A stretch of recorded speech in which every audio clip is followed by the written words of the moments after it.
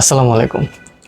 So আজকে আমি প্রবাসীদের যে অবদান, এই যে আমরা নতুন বাংলাদেশ পাইছি এইটার ক্ষেত্রে, এবং ওনাদের এখন আসলে কি করণীয় এই ব্যাপারে কিছু কথা বলতে যাচ্ছি। ওকে, সো ফার্স্টে আসি অবদান কি কি জিনিস। তো বেসিক্যালি যখন আন্দোলনটা একটা মাত্রা পেয়েছিল এবং অনেক ক্ষেত্রেই হয়তো আমাদের ইন্টারনেট বন্ধ করার মাধ্যমে ওরা চেষ্টা করছিল যে এই আন্দোলনটা কীভাবে দমাই দেওয়া যায়। বাট যখন প্রবাসীরা ওই রেমিটেন্সটাকে বন্ধ করে দিল, তখন কিন্তু ওনারা আসলে দুই সাইড থেকে প্রেশারে পড়ে যায় এবং বাধ্য হয় একটা টাইম পরে ইন্টারনেটটাকে কিছু অংশে ছাড়ার। সো এই যে একটা প্রেশার বা এই যে একটা ইউনিটি ওনারাও শো করছে, প্রবাসীরা যারা আছে ওনারা শো করছে, এটা কিন্তু এখানে একটা নতুন মাত্রা অ্যাড করছে যে আমরা দেশের ভিতরে এবং বাহিরে সব জায়গা থেকে বাংলাদেশ সবাই বাংলাদেশের উন্নতি চায় এবং বাংলাদেশকে এই স্বৈরাচার মুক্ত করতে চাইছিল। তো সেই জন্যই কিন্তু আমরা আসলে পরবর্তীতে এই আন্দোলনটাকে আসলে রেজাল্টটা আনতে পারছি। ওকে, সো এটা হলো আগের পার্ট, এটা ডান ডিল। সো এখন আমাদের আসলে কি করা উচিত, আপনারা যারা প্রবাসীরা আছেন কি করতে পারেন আপনারা একটু অ্যাসেস করে দেখেন। তো আপনারা যারা প্রবাসীরা আছেন, বিশেষ করে এই যে মিডল ইস্ট বেসড যারা আছেন, আপনারা কিন্তু মেশিনের মতো কাজ করে যাচ্ছেন এবং দেশে আপনারা ফ্যামিলিকে হেল্প করার চেষ্টা করতেছেন।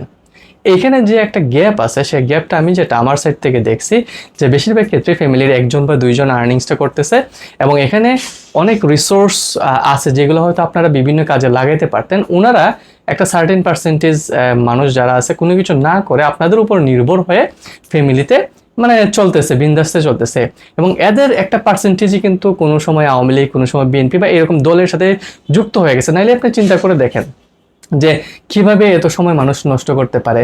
জাস্ট আপনি মানুষের পিছে দলভুক্ত হয়ে কিভাবে সময় নষ্ট করতে পারে, কোনো তো এখানে পারপাস নাই, তাই না?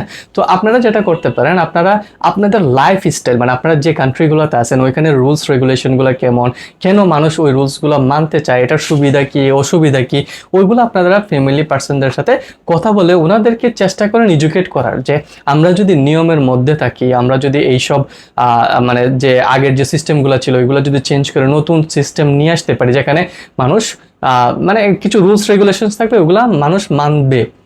ওকে, এবং এখানে ঘুষের কোনো ব্যাপার থাকবে না, কোনো কিছুই থাকবে না। আপনারা জাস্ট আপনাদের লাইফ স্টাইল আপনারা ওইখানে কীভাবে চলেন, ওইখানে দেশটা দেখতে কেমন, রোডঘাট কেমন, এবং আপনারা পার্সোনালি আপনারা কি প্রেফার করেন ওইগুলো আপনাদের ফ্যামিলি মেম্বার্সদের সাথে শেয়ার করেন এবং চেষ্টা করেন ওনাদেরকে কোনোভাবে কর্মক্ষম করে তুলতে পারেন কিনা, কোনো কাজের সাথে ইনভলভ করতে পারেন কিনা। আর এখানে মেইন পয়েন্ট যেটা আমি হাইলাইট করবো যে আপনারা ওই দেশগুলোতে তো অনেক রুলস রেগুলেশন থাকে যে এইটা করলে আপনি অল গুড, ওইটা যদি না করেন এখানে পানিশমেন্ট থাকে, জরিমানা থাকে, কতটুকু স্ট্রিক্ট হয় এবং এইটার আসলে সুফলটা কি ওইগুলো আপনারা একটু শেয়ার করেন, সো দ্যাট মানুষ যেন মেন্টালি পজিটিভ থাকে। যে এখন কিন্তু অনেক নিয়ম কানুন আমরা অ্যাপ্লাই করতে হবে, দেশটাকে যদি স্ট্রাকচার করতে হয়, আপনার উন্নত দেশের মতো করতে হয়, তাহলে তো উন্নত দেশের মতো নিয়ম কানুন আনতে হবে, তাই না? সেক্ষেত্রে যদি কিছু মানুষ এসে এখন অবজেকশন দেয় যে না আগে তোই ভালো ছিল, কোনো নিয়ম কানুন ছিল না, যা ইচ্ছা তাই করা গেছে, সেটা তো হবে না।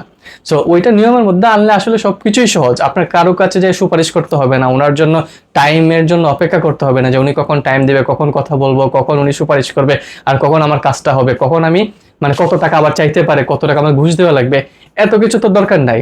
আপনার নিয়ম জানা থাকবে, আপনি নিয়ম অনুযায়ী যা যা দরকার, কোনো ডকুমেন্টস দরকার হলে ডকুমেন্ট প্রিপেয়ার করে নিয়ে যাবেন, কাজ হয়ে যাওয়া উচিত, তাই না? কাউকে তো সার করে আপনার হাতে পায়ে ধরে কাজ আদায় করার দরকার নাই। আপনি বিশেষ করে সরকারি কাজ যখন আপনি করাইতে যাবেন, তার মানে কি আপনার জন্য ওনারা কাজ করতেছে, আপনার যে সার্ভিসটা দরকার আপনি চাবেন, আপনি জাস্ট কমপ্লাই করতে হবে যে কি কি জিনিস ওনারা চাইতেছে, বা এখানে যদি কোনো ফিস থাকে ওইটা আপনি দিচ্ছেন এবং ওনারা কাজ করতে বাধ্য।